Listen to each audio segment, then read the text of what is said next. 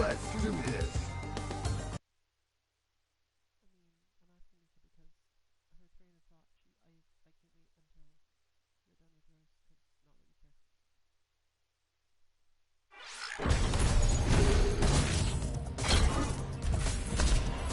Marine Kanzuki.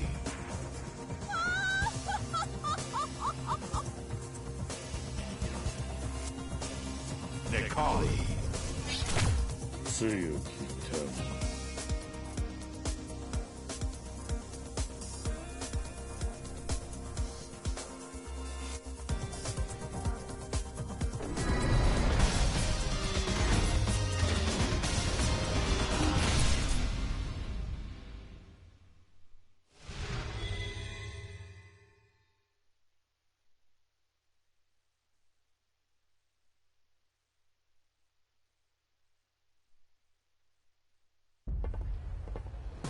Round one. Fight!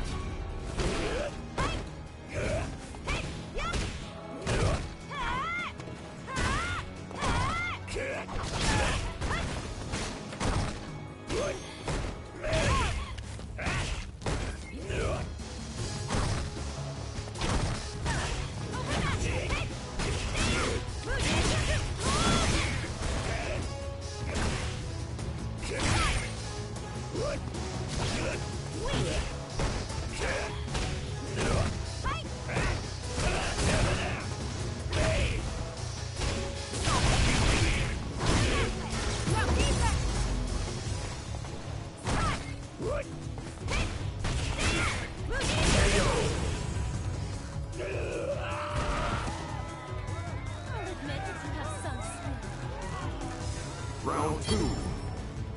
Fight!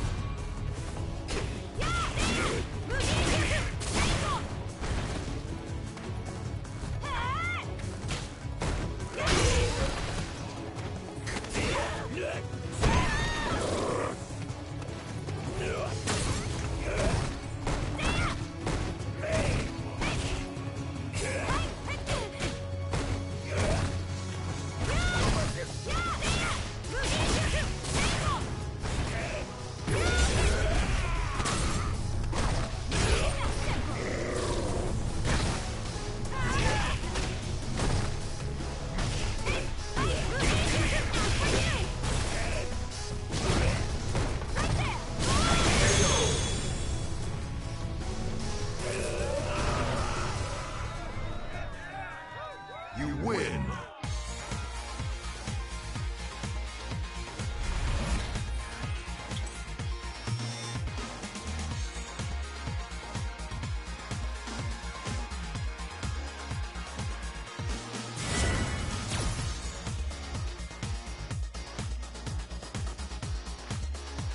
Round one. Fight!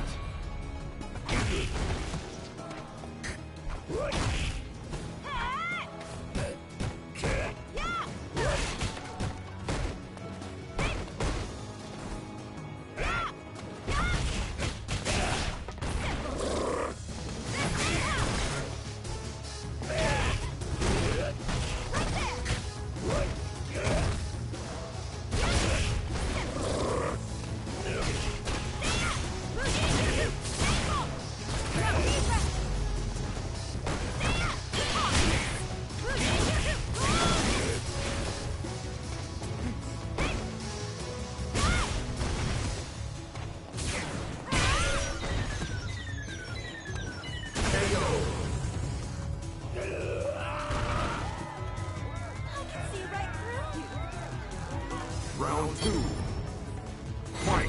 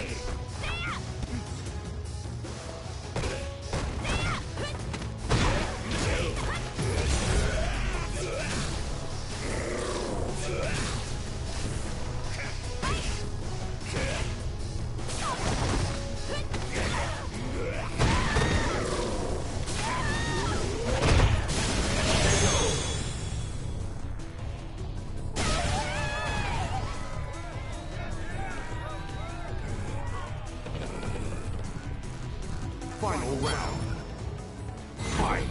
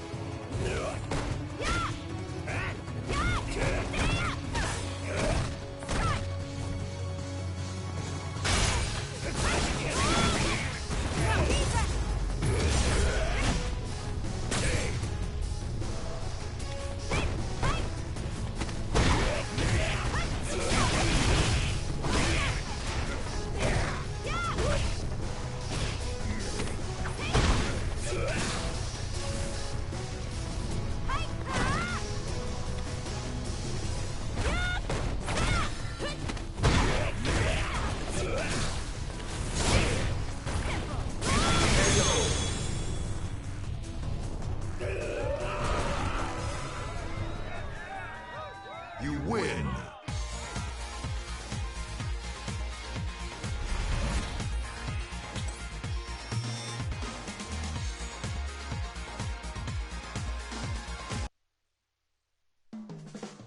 It's go time!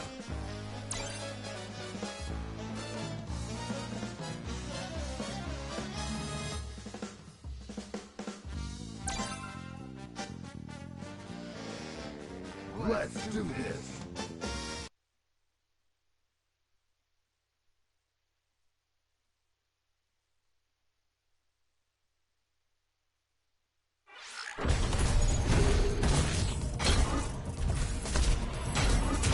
Kanzuki. Ken. Hey! I was waiting for you.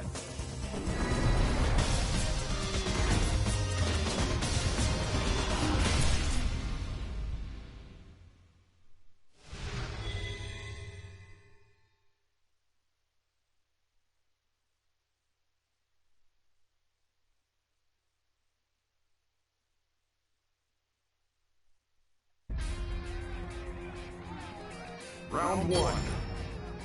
Fight!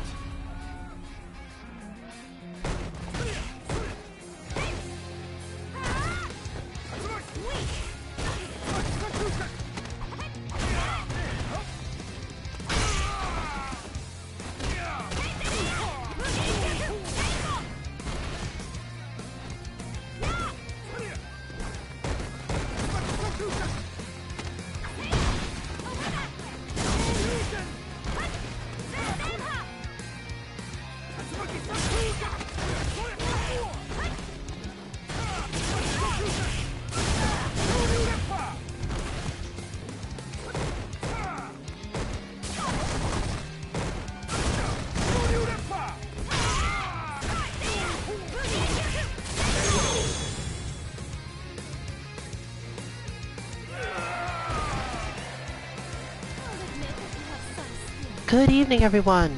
Round two. Fight! Welcome to another Mish-Mashing Battle Lounge with the 2MK team. We are off to somewhat of a roaring start today, in both senses.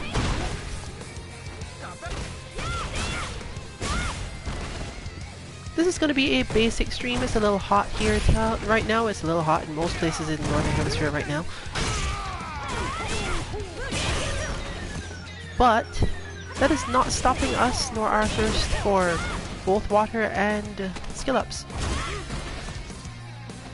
So we'll be having more or less the same Street Fighter action that we have every Monday. You win!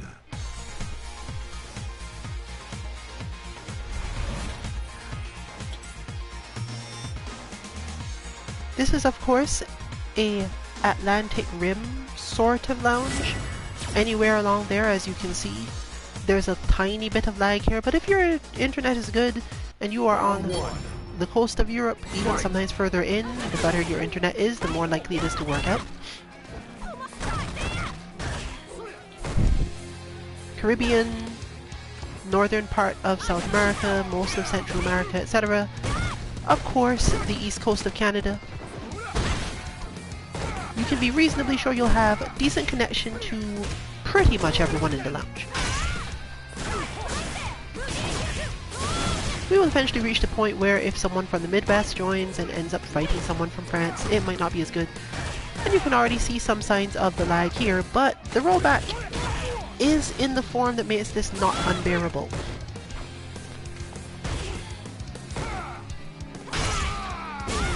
And we're definitely not seeing the sort of characters where that's going to be a huge problem.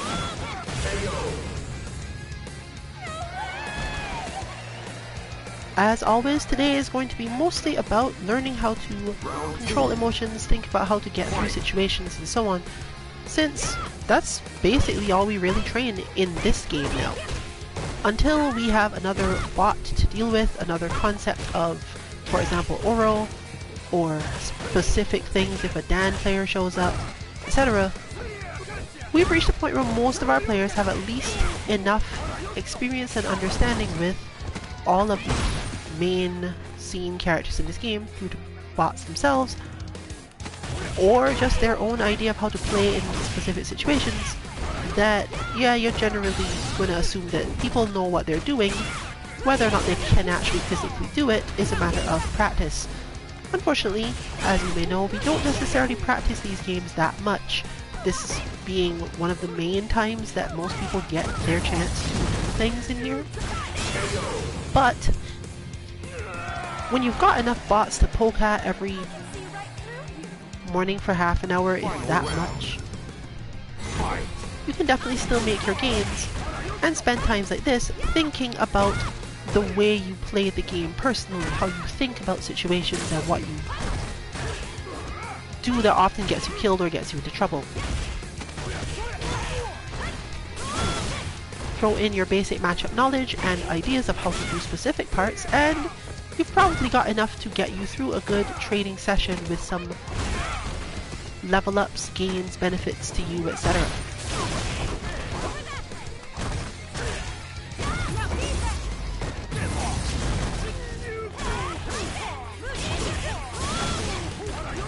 Even things like that, becoming used to the idea that, hey, this move isn't a Shoryuken, I have to punish it the other way, is a thing you can just throw up Kenbot, give him V-Trigger to, and let it go. You win.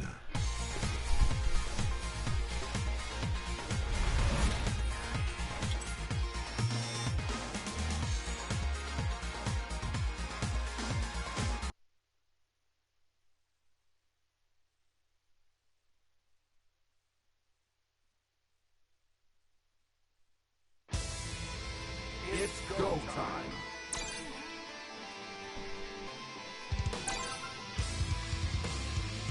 Let's do this.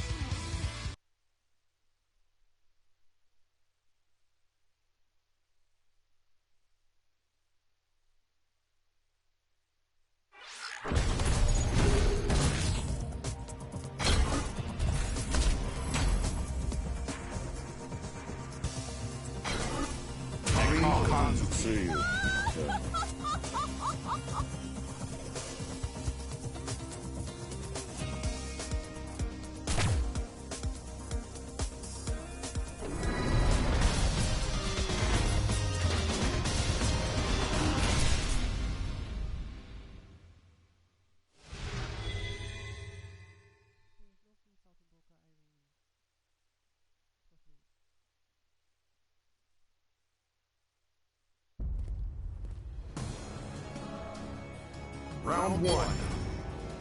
Fight!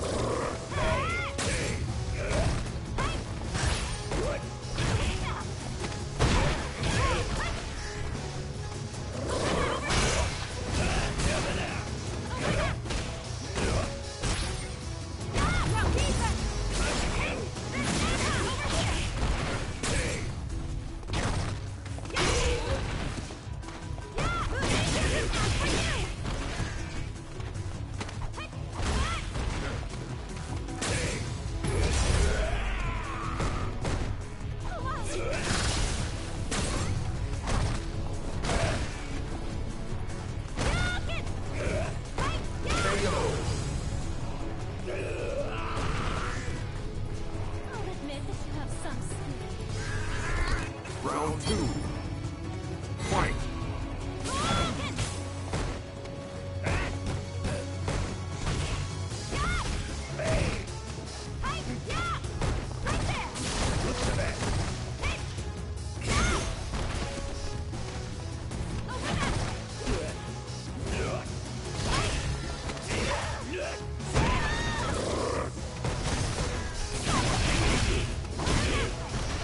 One thing we've always told people is that confidence builds speed. This is true in lots of games. In fact, the more confident you are in fighting games in general, the faster you're likely to be, even in games you've never played before. This is one of the main reasons why top players in one game are so likely to be top players in others. Just the ability to recognize situations quickly, or react faster, or get used to what they're looking at more quickly. If the game isn't completely disingenuous with its frame data, you don't even have to look at the frame data. If you get decently good enough at it, you can start to see the hitboxes, be able to intuit the amount of time a move is taking, and so on. The things that do surprise you stick in your mind, so it's not too difficult to get through the situation overall. In fact, Street Fighter is one of those games where the problem comes up a lot more from the other side because you can't actually be all that sure, since there are so many different versions of moves. And sometimes different versions have different levels of vulnerability. But knowing that is definitely still going to help you over time. And games like Street Fighter tend to make sure that you have it available. In this case, you can just go to their website and it will show you all of the frame data for your moves.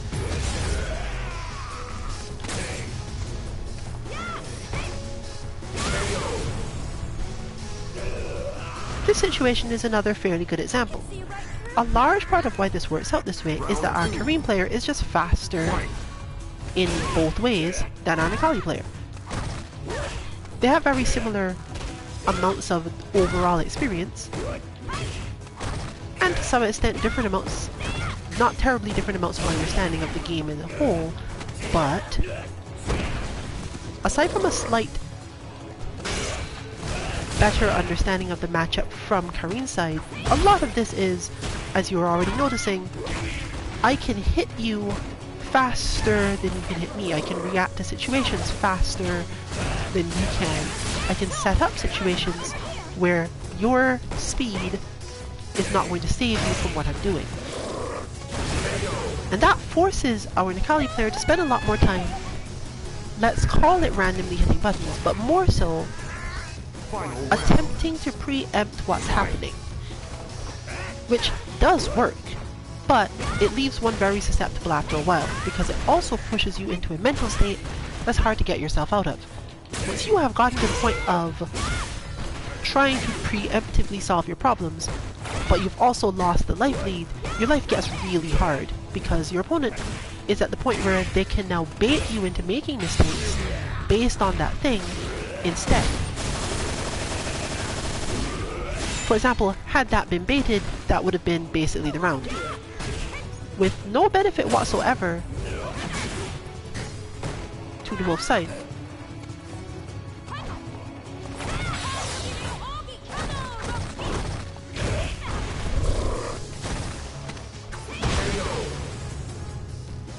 A particularly confident opponent might not even be too worried that they've made a mistake, especially if you can't be sure that they weren't setting you up.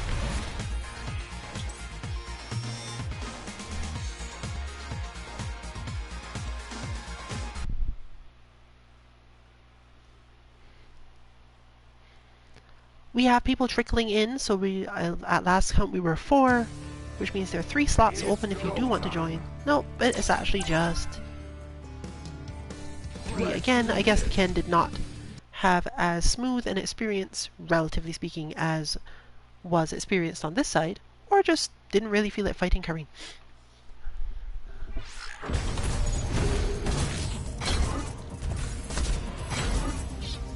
Kareem Kanzuki.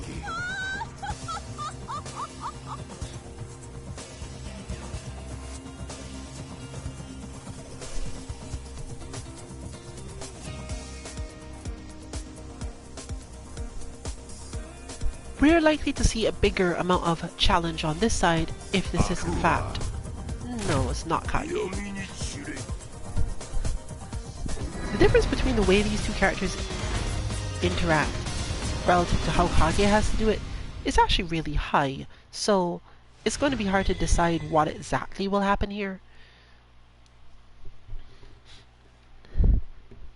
Akuma simply doesn't have quite as much dominance in the mid-range, and often has to try to bypass neutral a little more often, making jumping more dangerous and so on, but having a generally better fireball game, which is mostly the way you should try to win this matchup.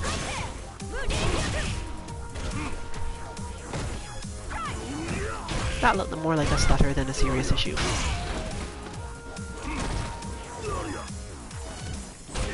Can't say for sure, but yeah. Playing Akuma defensively and throwing out enough projectiles can be a really good way to deal with Kuri's overall flow.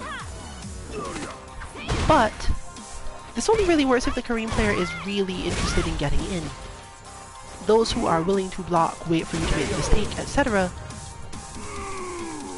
are more able to move to her optimal positions to counter this, and the fireball is your only real way of stopping her from doing that.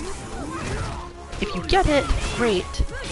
She wouldn't have jumped, she wouldn't have Mayoken, she didn't have any other random things to beat you out. But if you get it wrong, she does tend to have a lot of options for really big damage.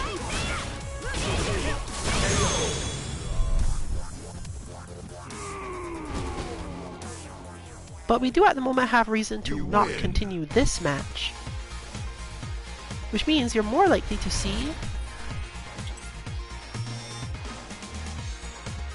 some Akuma or Kage versus Nakali action.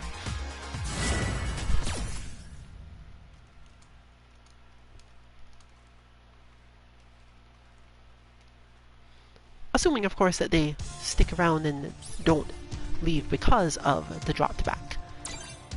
But it looks like they're ready to engage. And on this side, we'll be off for a little bit.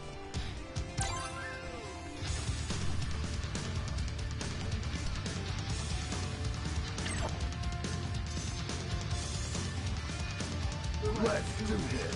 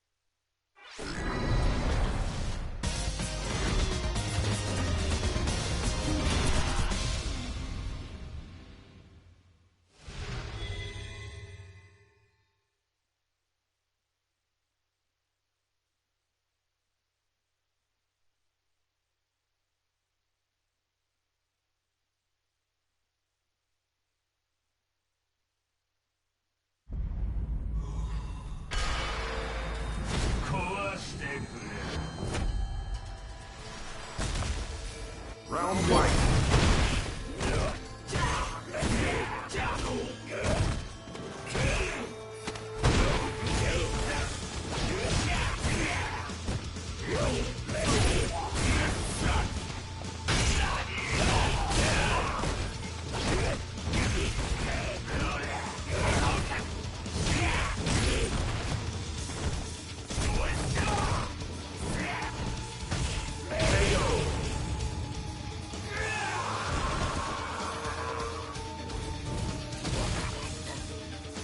Round two. Fight.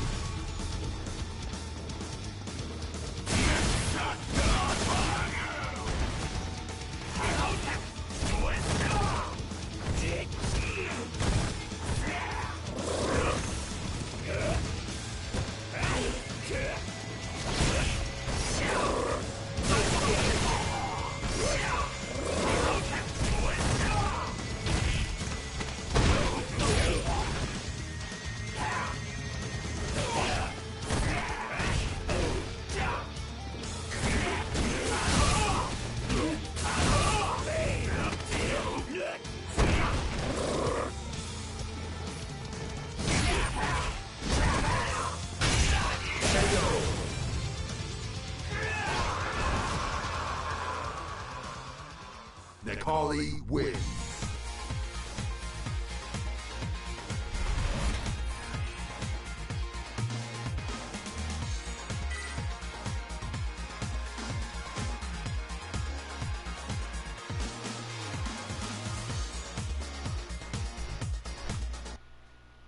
Round 1.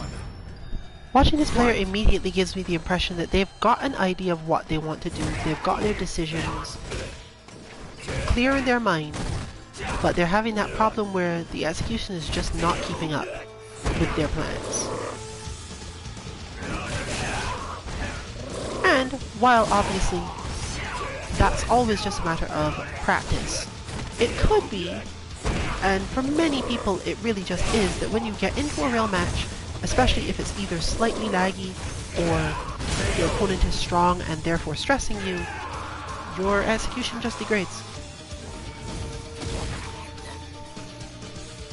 Until you learn to simulate being stressed, bots don't necessarily help with this either. Interestingly, the CPU can sometimes do a better job of helping out with that simply because it's more annoying and it tends to read your inputs.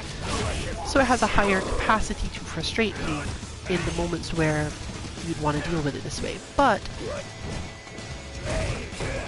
you can definitely feel free to just join our lounges in these cases. Street Fighter does not give us the loser stays on option to help people get over their jitters, but we definitely can do that for anyone who actually wants to play more and isn't going to get discouraged. If you want to break, obviously use that for whatever you need to. But you can definitely see they've got the ideas of how to do their stuff, and let's assume their hands are just not quite keeping up at the moment.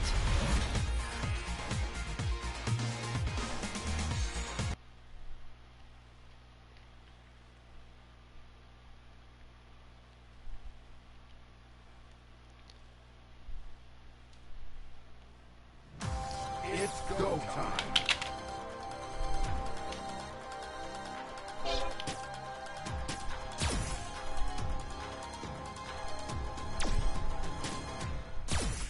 Let's give that one more try. Assuming they're willing.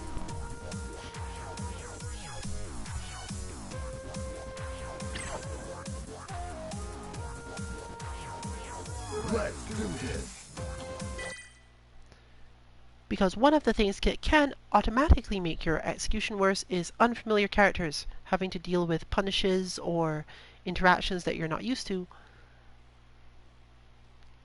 And you might need some time to calm yourself, remember something, look up some stuff. All those little things matter. Guile is particularly problematic when it comes to this. I feel like Guile and Dan recently have been the characters that cause this problem the most. Like with many other characters, you're playing a lot more measured footsies. They're not trying to set you up in terms of, I am this plus at this range, and this plus at this range, and so on down the line. But Guile and Dan are definitely good at setting up those situations.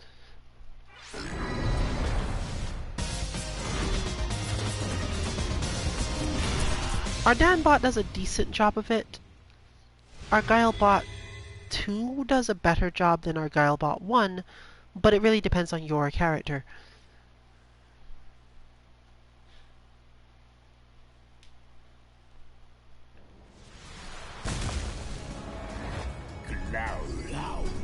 Well, we see here that they've gone back to Ryu, which technically might make this a little bit easier.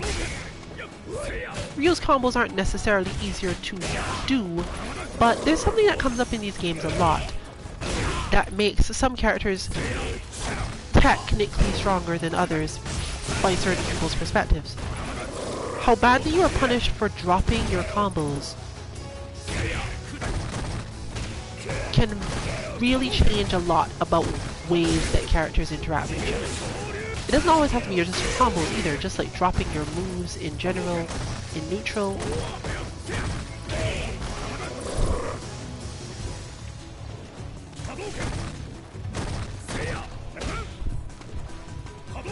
And it's one of the reasons why Akuma can end up being a stronger character than Ryu or Ken, because messing up your moves tends to leave you advantaged enough or your opponent confused enough about whether or not you were trying to do something else.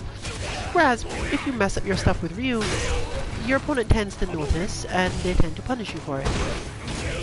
If you drop a combo, not that it's necessarily terrible, but depending on how close you are, if your spacing is a little bit off and you drop a Ryu combo, most people can punish you at least a little bit. And that builds up over time.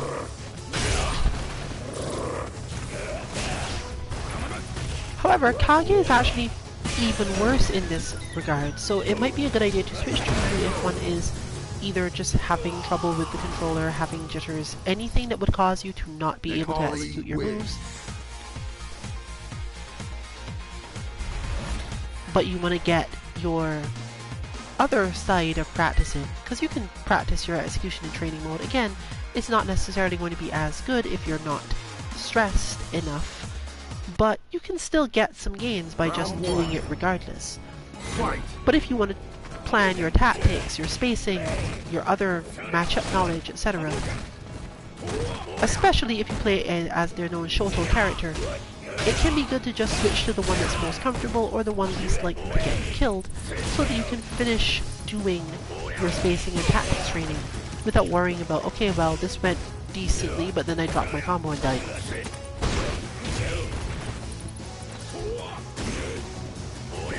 And Kage's relatively heavier limitations mean that the character often has this problem.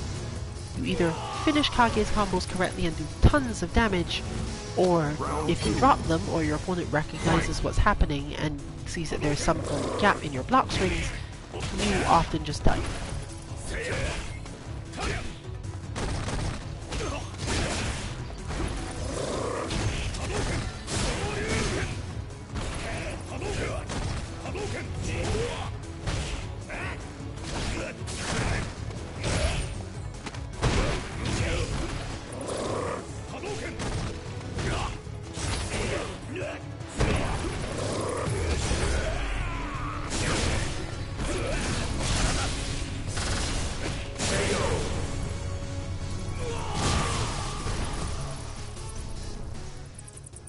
Kali wins.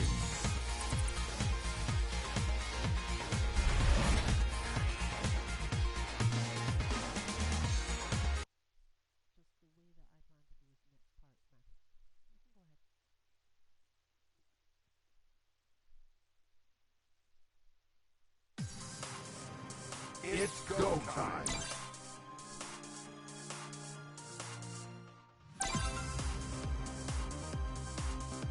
Let's do this.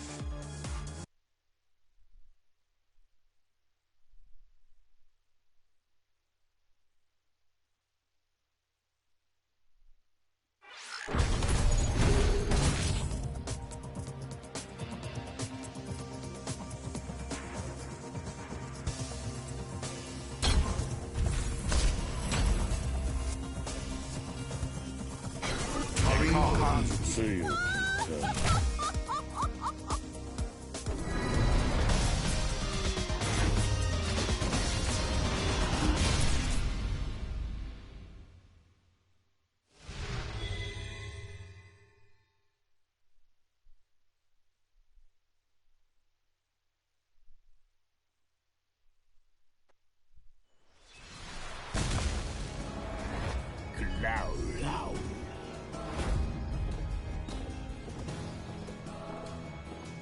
I'll show you the divide in our class.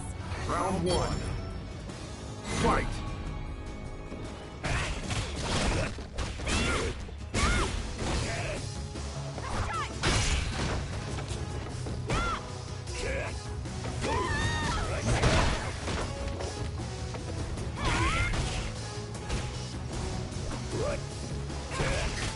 Having a really big mansion must be good for actually getting exercise.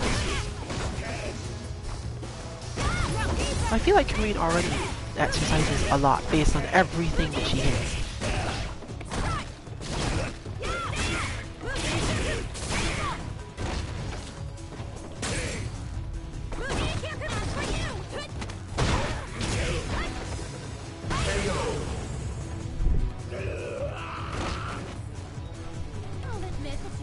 the overall superhumanness of Street Fighter characters is fairly well defined within their universe though. Even if you are not one who spends a lot of time paying attention to the lore, or even story mode, you've probably seen at least some of the indications.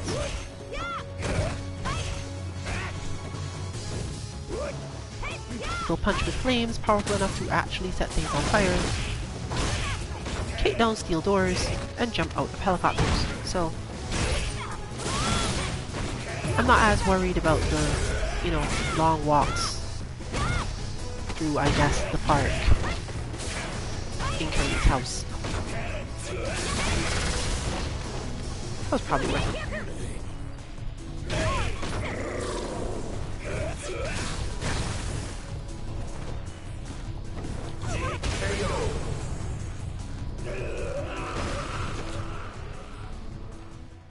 You win.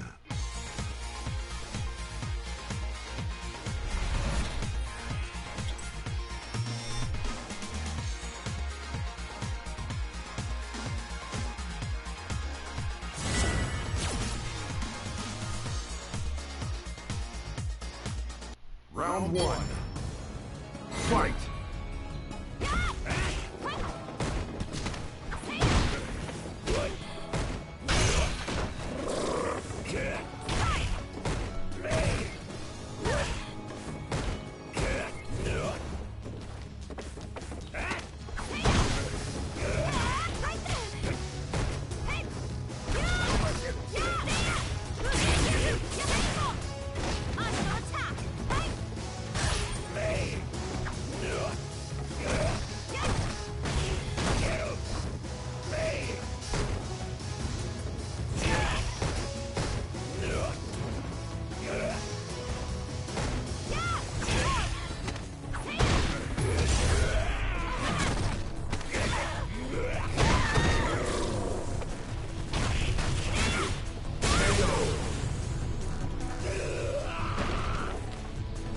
I'll admit that you have some skill.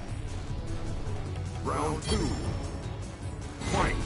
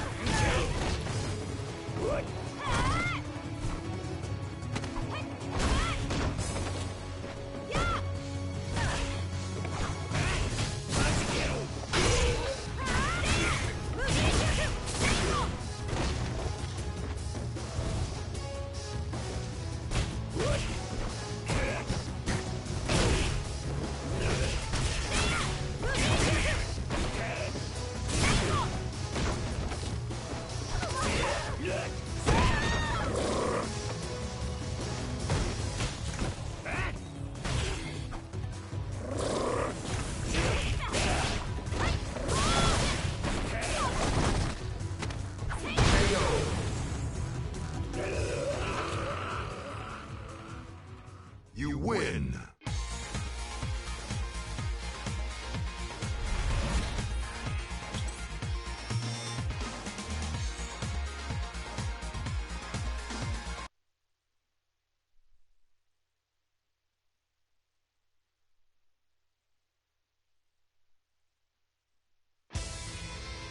It's go time.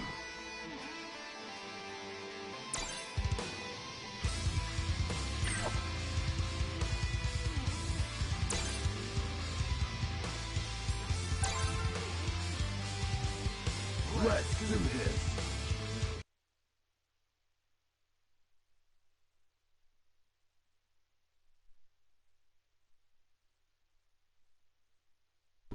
Well, that's poisoning.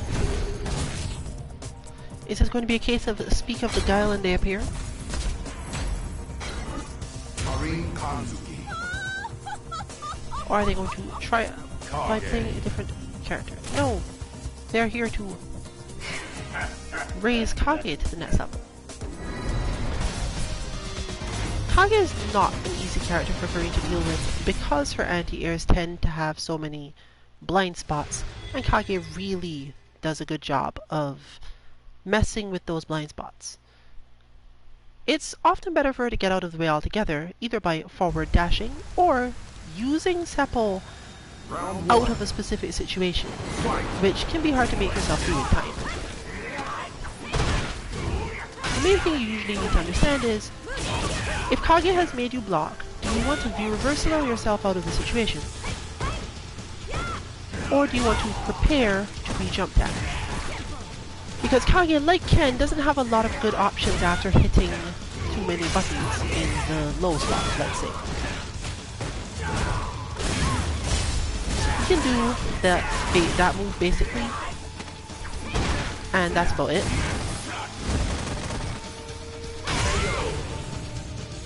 Now, against Karine this usually works, because Round two. if you want to be plus on it, the overhead style kick, you can get something out of that easily.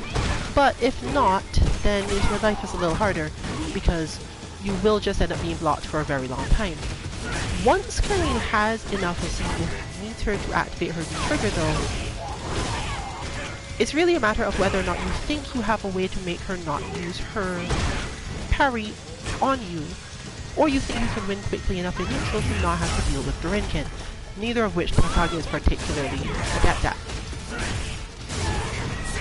Fortunately, he always has the benefit of only really needing to hit Karine 3 times. If you are focused in when you land your attacks, you basically only have to hit Karine 3 times. Fight.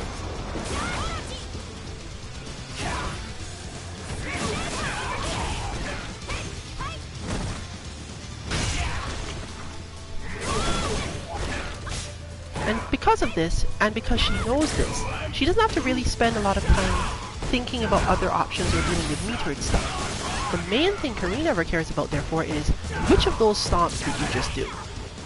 And that you can in fact train just dealing with Kage block. In general though, there we see it, the blind spots. No matter how many times you try to anti-air this character, you're going to end up being tricked. Sometimes. And again, you only have to get hit 3 times, so it's kind of a big deal.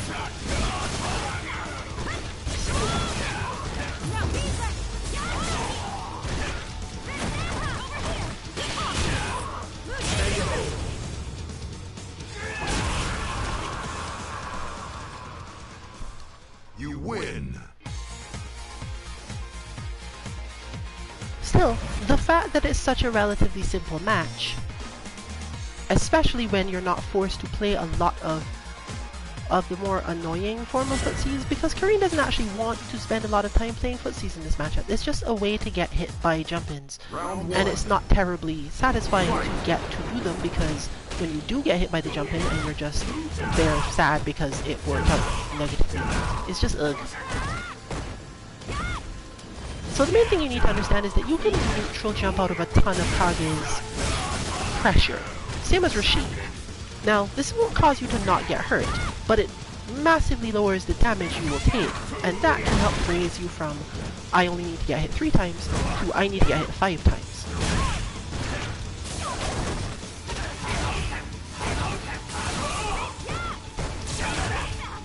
But because of the various ways that Kage extends himself forward, unlike Nakali, you're generally not going to get away with going straight for the forward jump, which can put her in some very strange situations. Don't think of the neutral jump as a way to get damage, it's a way to avoid problems.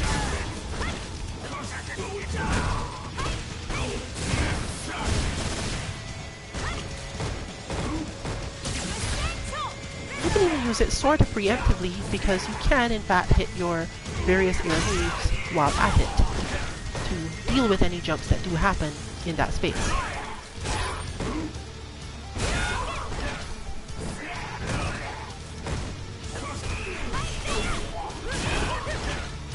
But most importantly, the main reason you care about this, the main reason you want to do this, is because you want to make the Kage player look for you doing it, which is an entirely different style of situation than if they aren't looking for that. If they know you're going to stay on the ground, they don't have to worry about anything, just hit more buttons until you die.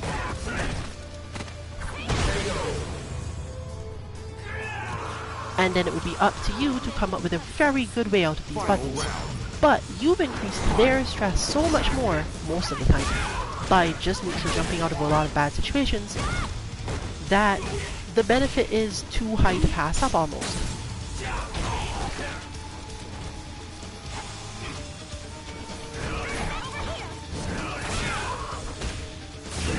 Kage also isn't terribly good at chasing this character, despite everything else he's able to do.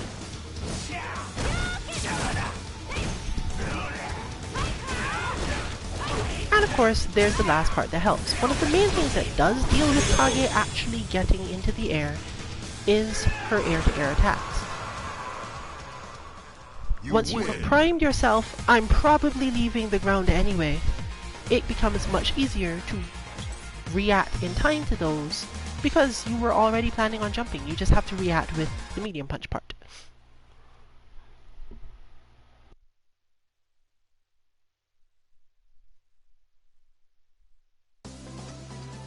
It's go time.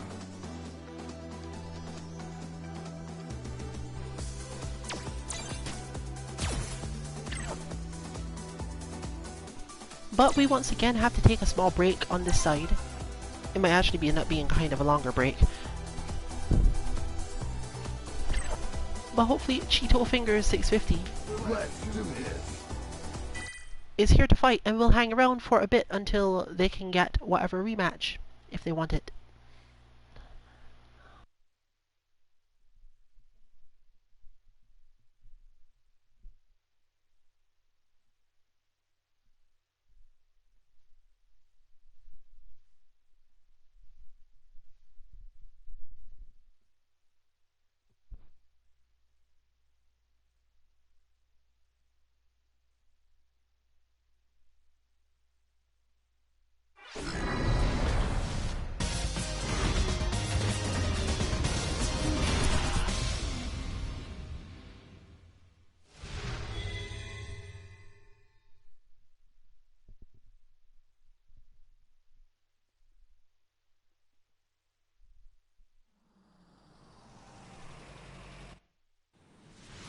Round one.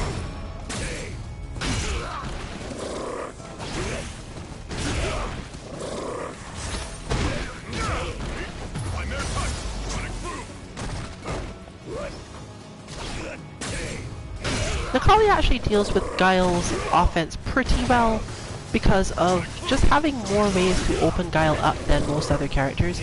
You can absolutely just defend well as Guile and never take any damage, but you also don't really get to control much of anything. You eventually end up just having to risk the EX flash kick, which honestly isn't quite advantageous enough in the long term. Even if you hit your opponent with it, they're not necessarily going to be all that stressed out.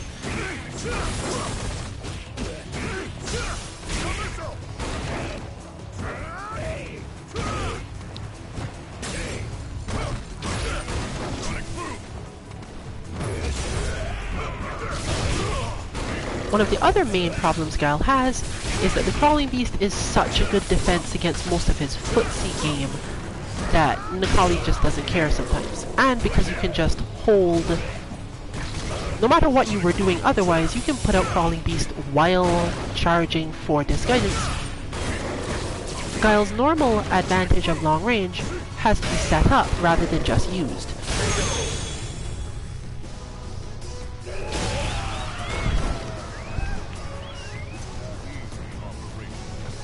Of course, Guile is a simple enough character that most players who take the character seriously will know how to do those setups, so that's not usually the problem. The problem is getting the damage out of the setups while they're at it.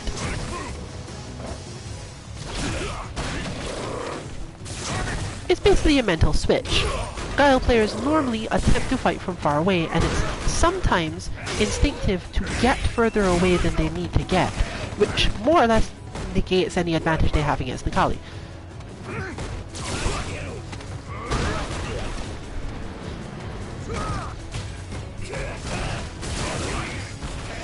Necalli is also one of the few characters where Guile's incredibly good zoning jump is counterable by just basic anti-airs. Doesn't even necessarily have the uppercut, though the uppercut does help. Guile wins. So far, that's actually going to be one of the main things you see here, making it difficult on dual side. being ready to uppercut, being in the state of understanding this opponent has to jump from here is going to be one of the main things. Round 1. Because, make no mistake, Guile basically has to jump. You can't just throw fireballs because the chances of getting hit by Disguidance are too large. You can't do a bunch of dash up stuff to get in close and try to cause trouble that way. Nikali just has too many options against this.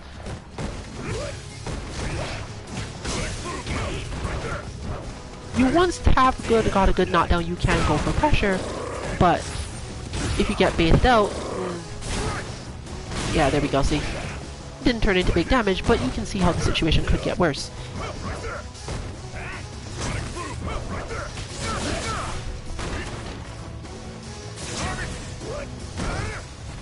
And the best part about this is, Guile normally has to get so far away from Nikali that he can just jump Sonic Booms and assume that because the Sonic Boom is unlikely to leave the screen so fast. Please remember this always if you are a beginner. When a projectile character throws a projectile under most circumstances, the projectile takes up a slot on the screen that you're only allowed to have one of. At least in this game. So jumping over a Sonic Boom at, let's say, max range means that Guile can't throw another Sonic Boom until you're in whatever position you want to use to counter it. If you don't have a counter to Sonic Booms, that's a problem, but if you have one, like Nikali does, you're not terribly worried. And you can see here that this forces a use of a lot more energy to deal with the same situations as a mounting problems.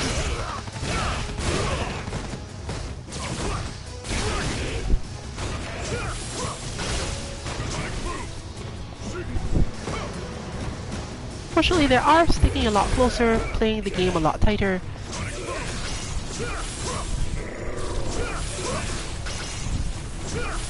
And the Crawling Beast won't necessarily resolve all that many problems because of Guile's, again, really good jumps.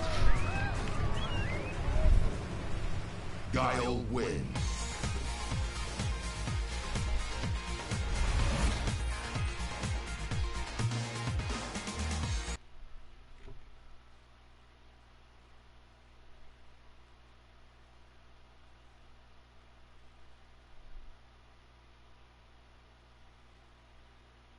It's go time.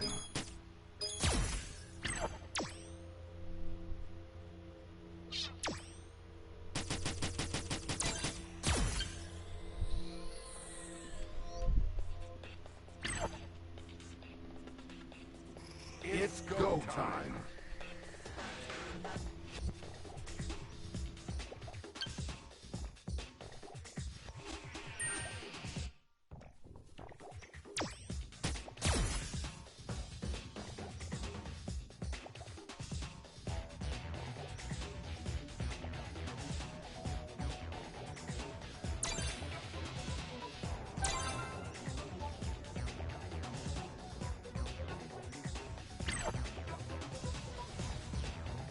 Let's do this.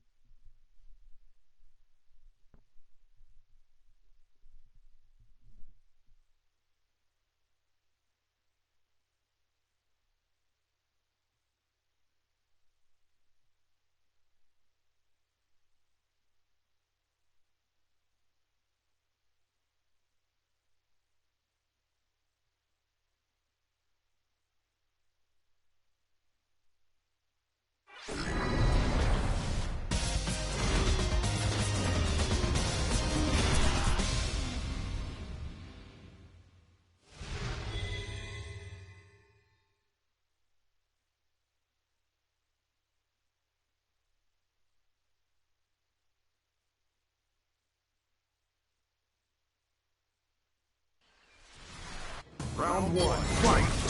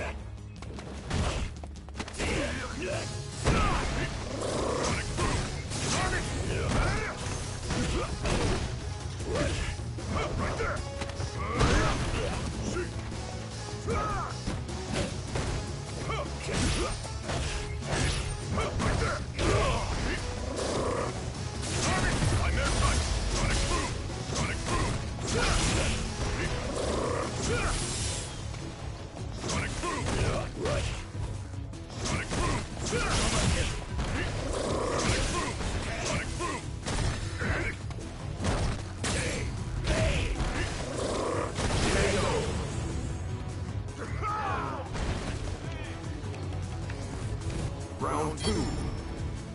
Fight.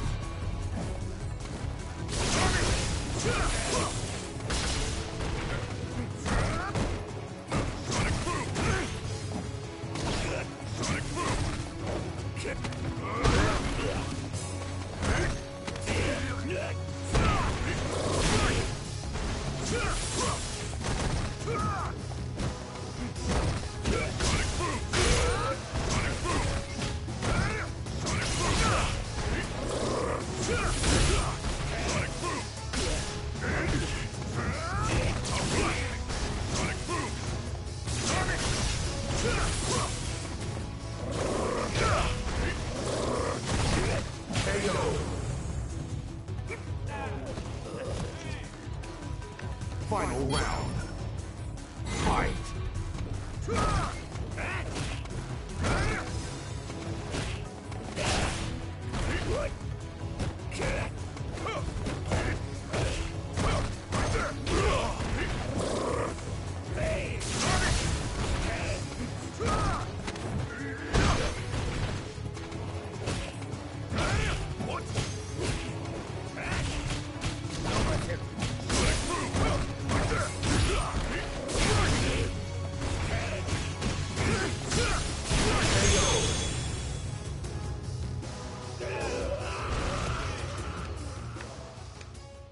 Guile wins.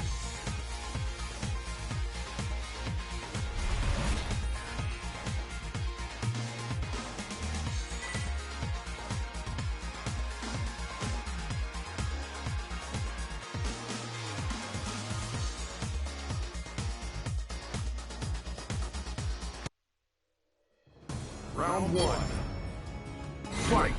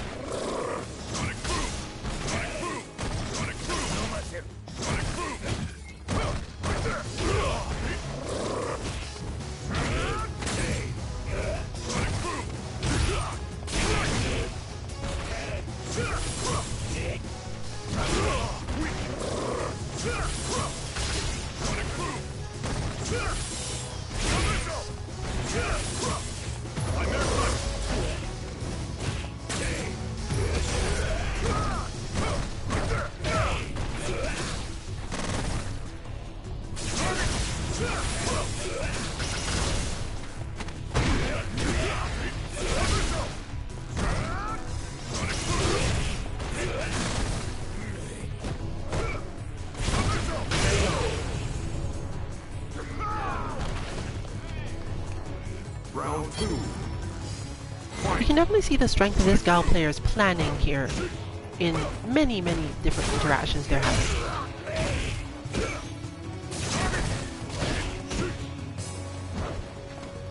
But that is one thing that does come up from having a relatively limited character. Once your opponent's character does have sufficient ways of getting around their options, then you just have to plan. You don't really have a way out of this. You can't necessarily trick them all that hard. And you rely a lot on convincing them to do things that are beneficial to your plan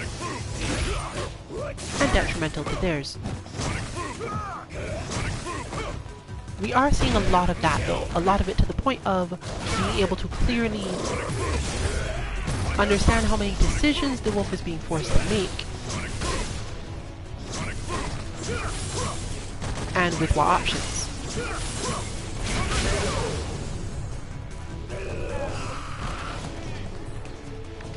Final round. Fight.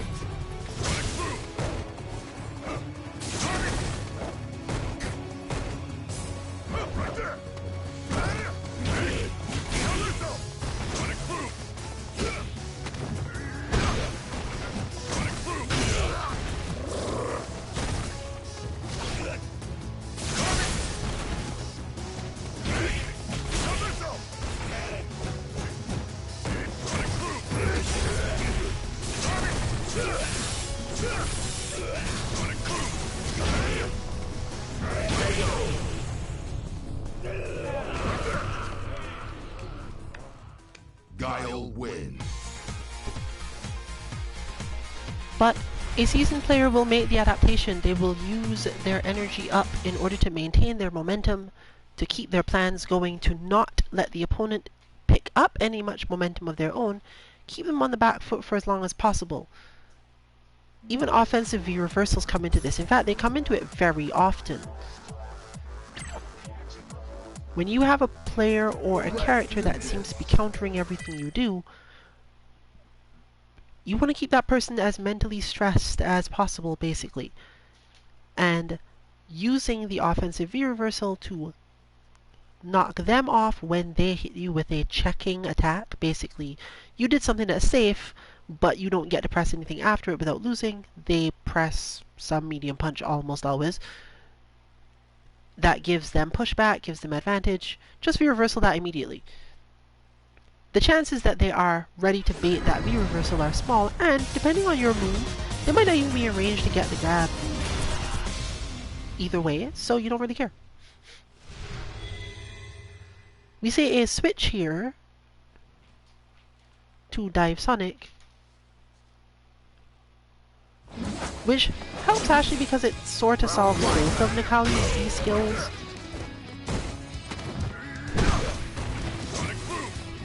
And allows the player to play more aggressively, since the Sonic Blade helps, but it causes Guile to play in a way that isn't necessarily as good against Nikali as a whole, unless you have some really strong pressure skills.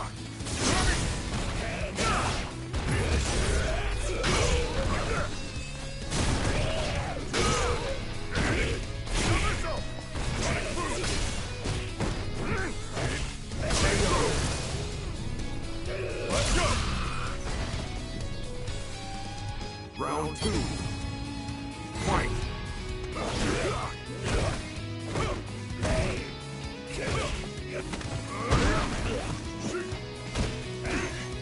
You see Cosmic Wolf's choice of just using opening dagger in neutral, and you know what? This basically works. If you can hit with this at max range, Wild Guile can absolutely check you and, depending on the amount of meter available, punish you. It's not usually that bad compared to having to deal with any of Guile's movement or other stuff. So, if you are wiggling in neutral, this is a decent thing to do.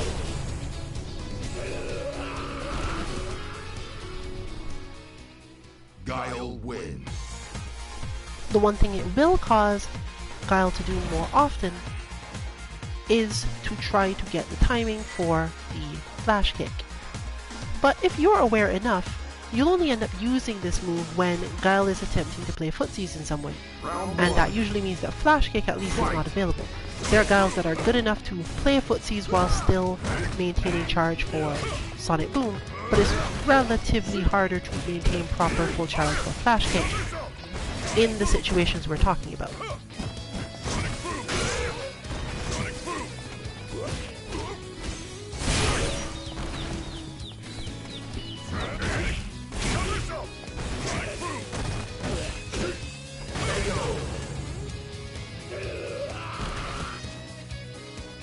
Round 2. Fight.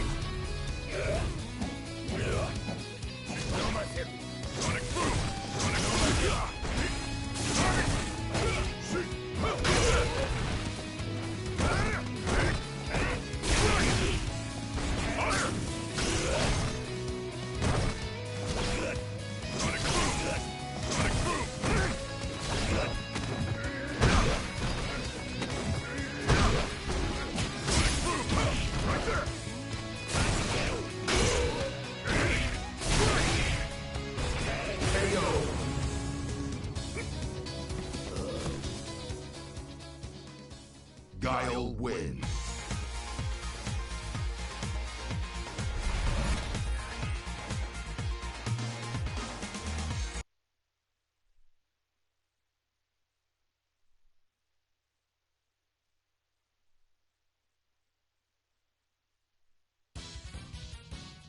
It's go time.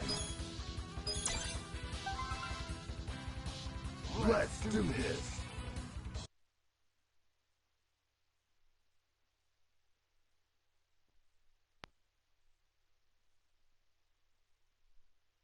Karine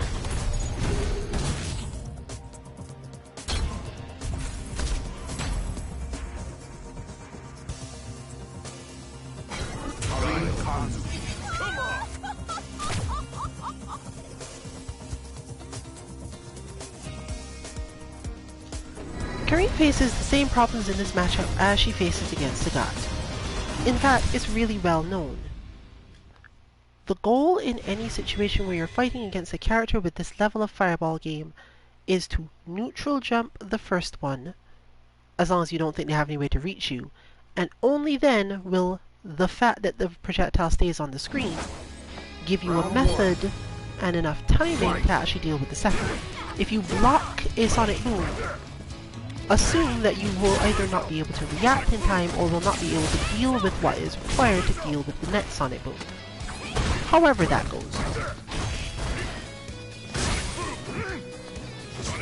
So since one of your main goals is to not be hit by sonic boom, Guile gets to control a lot of this matchup because he basically doesn't have to throw it and you end up guessing. Orochi can be helpful, particularly if you somehow convince the Guile to not just throw it constantly, but you're still going to run into the same sorts of problems.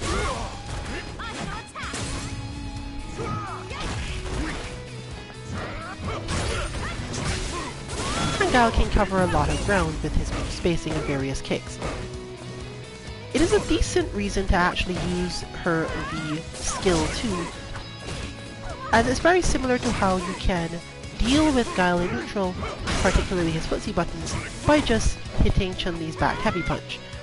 Karine doesn't really get the same options with basically any of her buttons. She tends to lose out because of the way that the hitboxes and hurtboxes move and interact while just in general playing.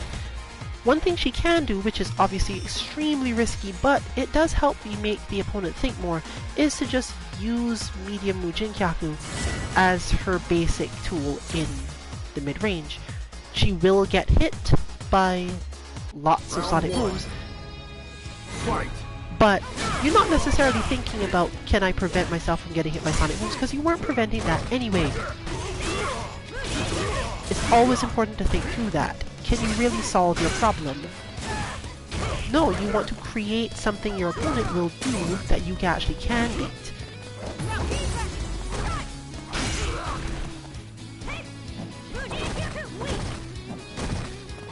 As you can see here, Guile does have some methods to deal with this move, but his normals are not quite in the space you need. They're not perfect enough. They either don't reach, or they take too long.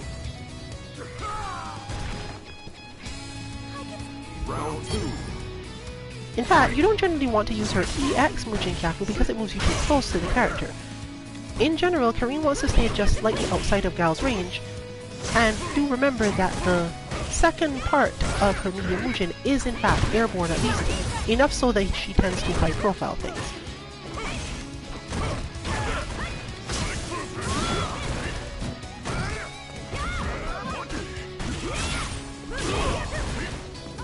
Giving Guile too much control of a situation will always lead to your downfall.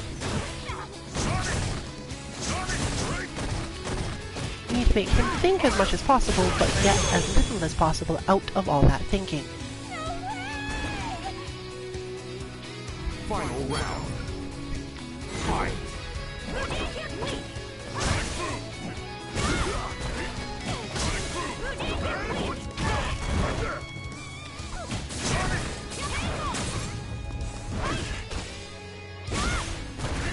Plus it helps extra to have as much meter as possible available for when you do get to hit, and for those situations where Guile actually has some method of hurting you air-wise. It's good to have, like, the capacity at least to just ES uppercut to deal with that zone jump he has.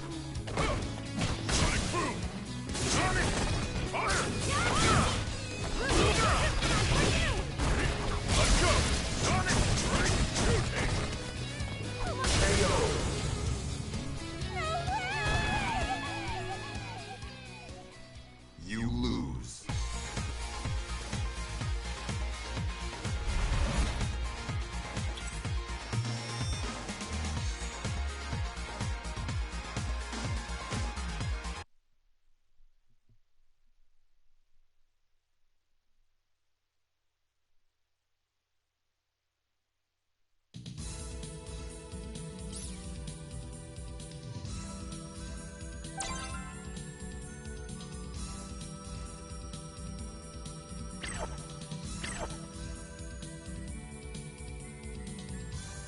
Let's do this.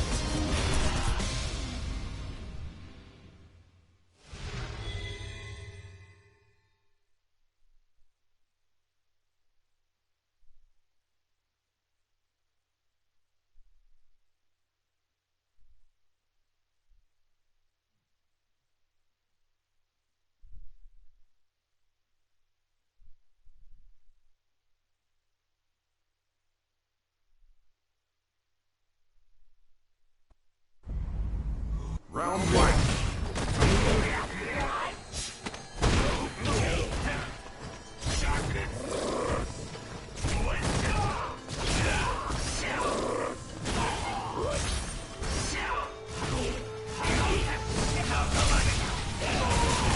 This match is such a heavy precision requirement for Kage, because every time you miss, Nikali will probably take advantage of it.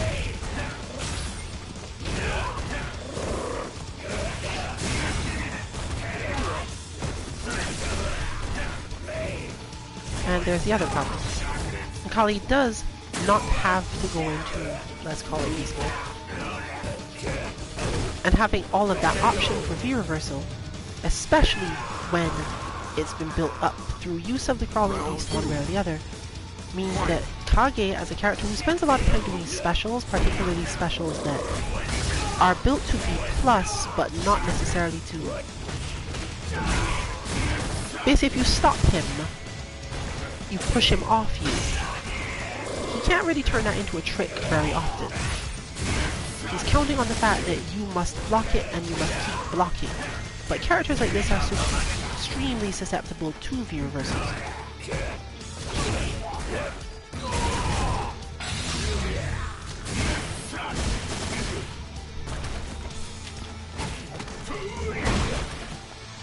Fortunately, the character has a really great tick throw, in fact technically two of them. So you get to see some of that being another good option here. You generally don't want Kage getting too close to you as Nikali, under normal circumstances, but you can't really prevent it either.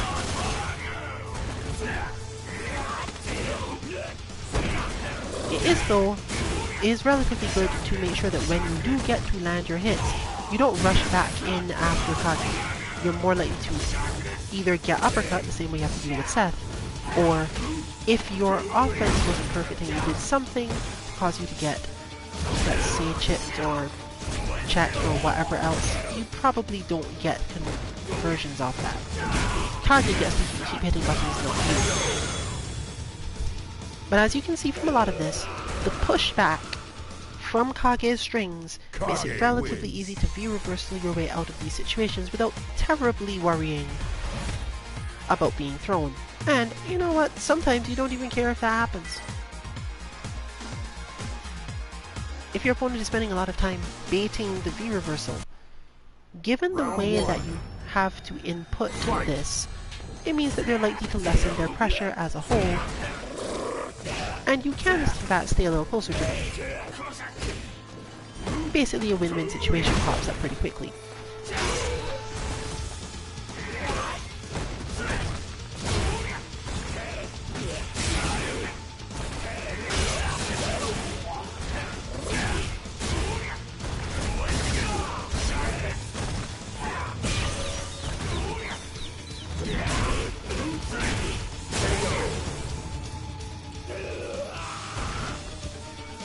In fact, you will probably be able to gauge how well this fight is going by how much V-meter the wolf has available.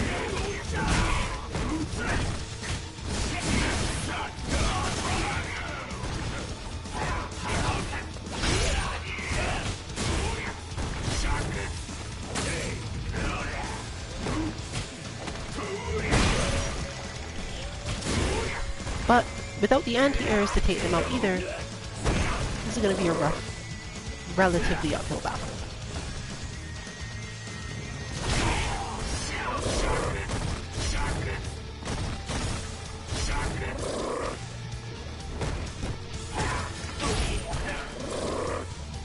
This is of course why it's one of the first things our bots train, because it's always going to be one of the most important things to deal with. People jump at you when they realize that you do not anti-air, even if you defend perfectly, because most people who want to jump at you have characters who benefit a lot from achieving this.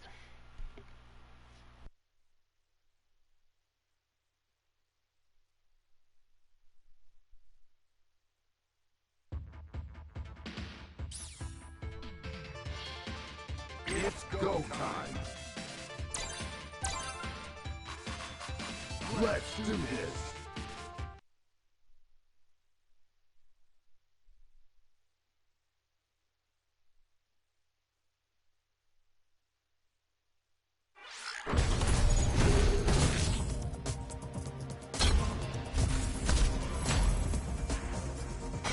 Green Kanzuki. 戦いの先。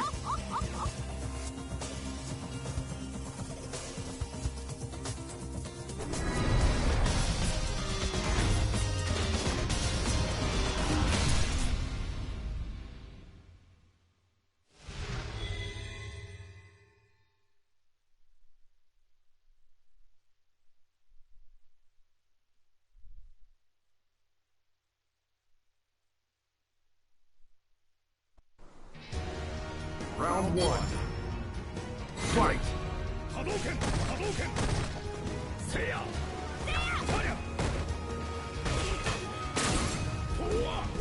There's definitely been more training on this front lately, but training on this front is not necessarily going to lead to too much benefit in the direct sense. Ryu is good enough at keeping Karine away from now. It's basically Akuma but with a better fireball setup. So, you know, obviously things are not going to go so great. But enough training with Ryubot has happened recently that we can expect at least some seriousness, let's say. One of the key points of this is to be really patient about the fireballs, blocking them or not blocking them, and watching the ranges really carefully.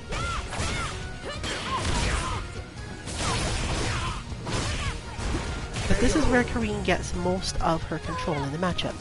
If she spends very little time walking, then she's generally unable to overpower Ryu in any specific way.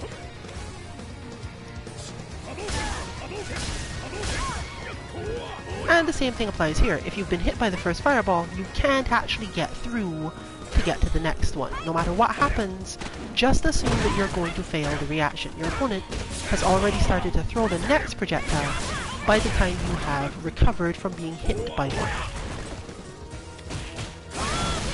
This can be one of the more frustrating things in this game because, you know, you spend all this time training how to defeat fireballs, you miss one reaction to one of them, and you basically can't do anything after that. But it can be something you can just get used to over time. Calm yourself down, block what you need to block, and let the situation resolve itself after that.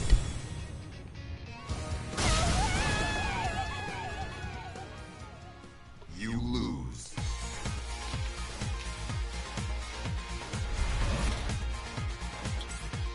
One of the other main benefits Ryu has in this matchup is the ability to toss Karine really far back really quickly, and therefore doesn't have to worry about giving up all that space toward the corner. Unlike Akuma, it's not terribly easy to corner guard Ryu. Round one. You can do it, but you don't get a lot of damage off of him while you're doing it, meaning that you have to spend a lot more time worrying about him dashing forward, jumping, or any number of other things.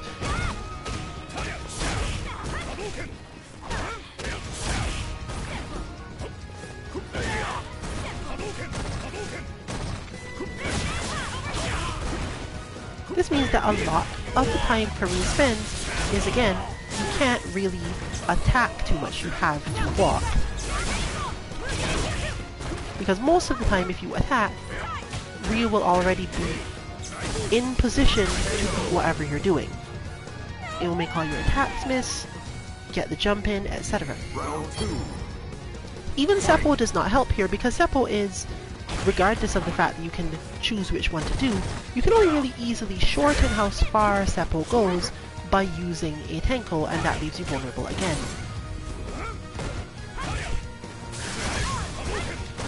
So all this space you see of Kazuki Dynasty trying to get to Ryu is just a death sentence overall.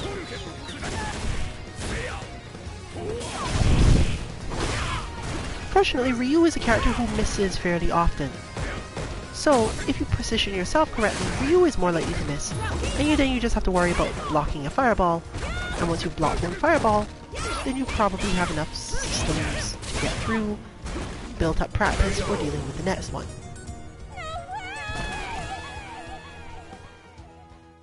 You lose.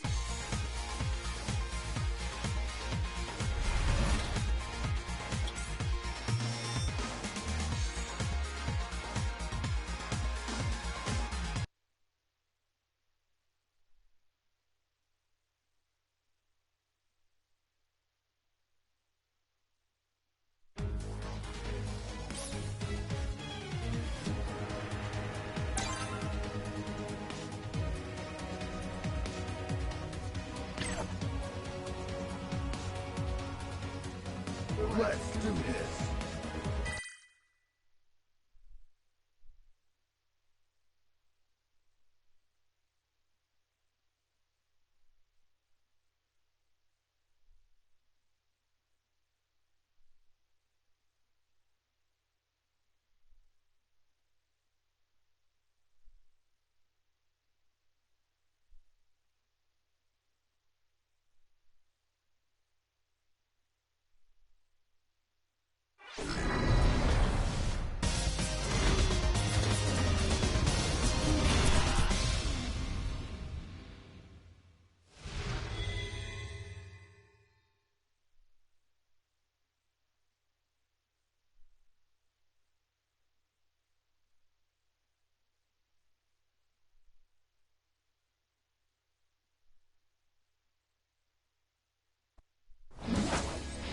Round 1.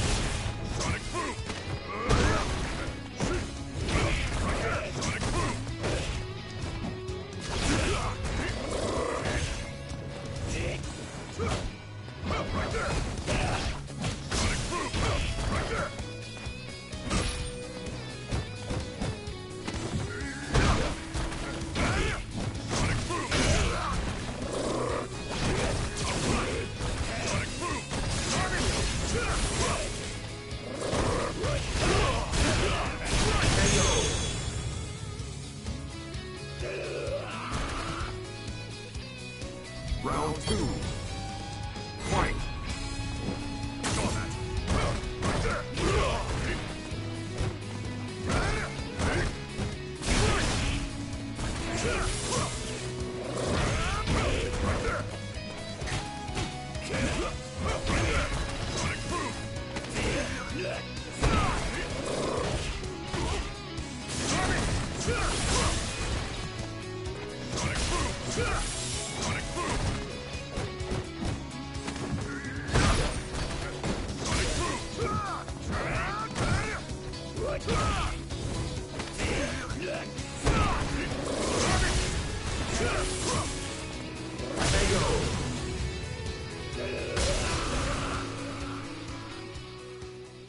Guile wins.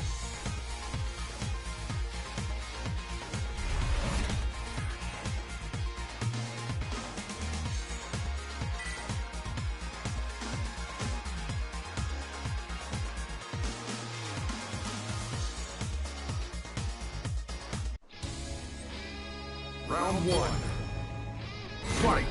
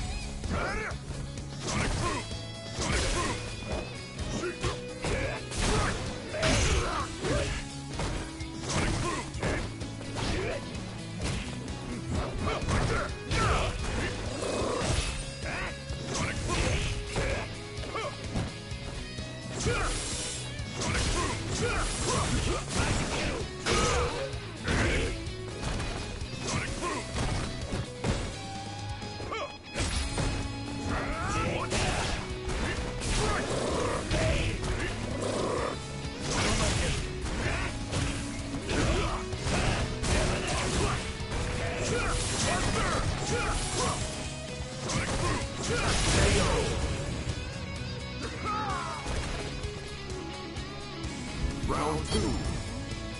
Fight.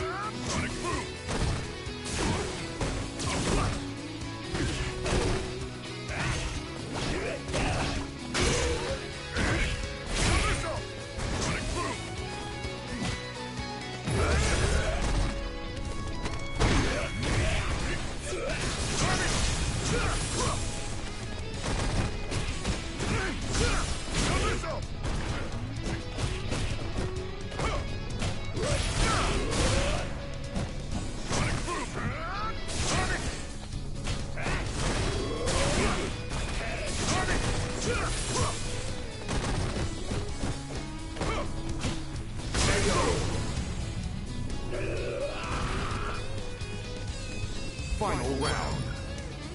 Fight.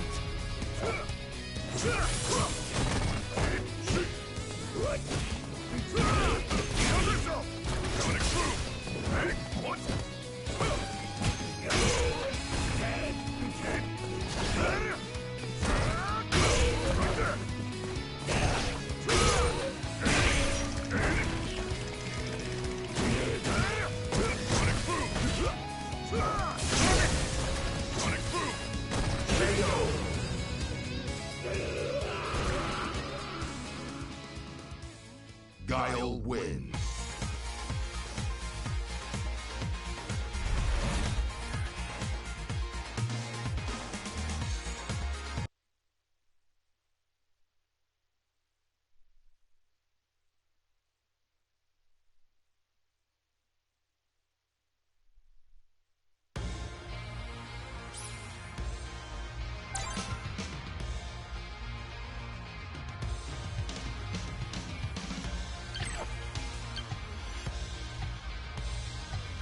Let's do this.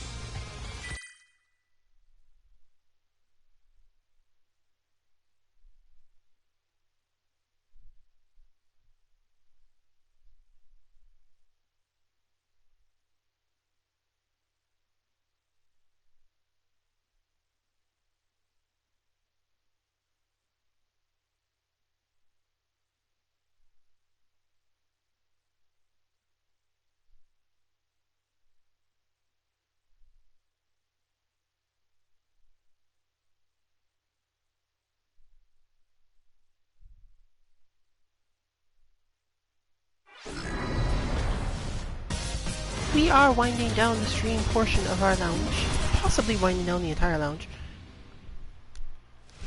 as it's too hot to keep up the usual amount of focus and sustain for this.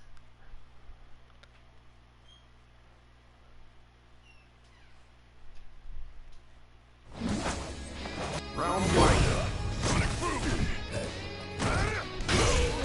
You can of course find all our bots on our website 2-mk.org if you need to practice anything in particular.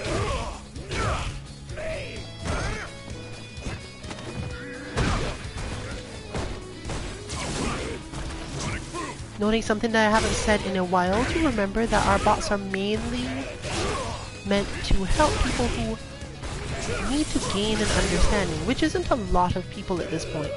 From our understanding of the way the dynamics have shifted, most people who are still playing this game and have not moved on to Guilty Gear Strive or whatever have a pretty good idea of how to play this game.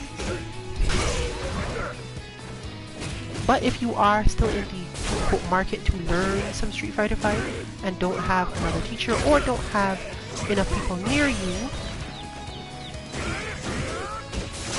or even let's say a really particularly good internet connection most of the time, maybe they can help you out.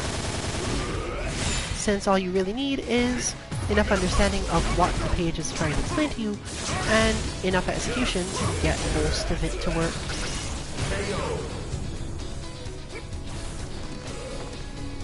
Some of it may be unfamiliar in the ways that you have to input it, but so it goes.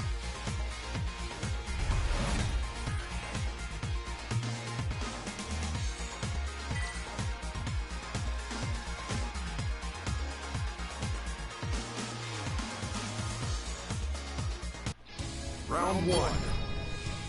Fight. This is, again, the time of year where we're usually quote-unquote on vacation for a little bit and stream less or not at all. But that's usually because we are coming back from Combo Breaker, which would normally have been around May 28th or so, basically Memorial Weekend.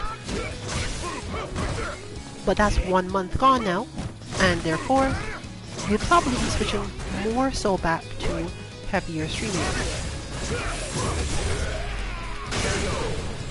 There were some other games and other things that we got involved in testing wise and so on, but we mostly can't discuss them in total, and therefore you won't necessarily see a lot more content for the upcoming month than you've been seeing before. You are more likely to see our standard 60 times at Battle Lounge though for our Thursday content. And of course, whenever we end up doing any in-depth, you'll probably see it on the Friday, as it is part of this Guidance, Robotics Lab, and similar. We don't have any news on Oro yet, so there is no Oro bot to speak of. Guile wins. But you can rest assured that as soon as that happens, you'll probably be able to find the preliminary version, our proto, at our Twitter _MK_FGC. This has been Rillian, 142MK. Good luck with your training and good night, everyone.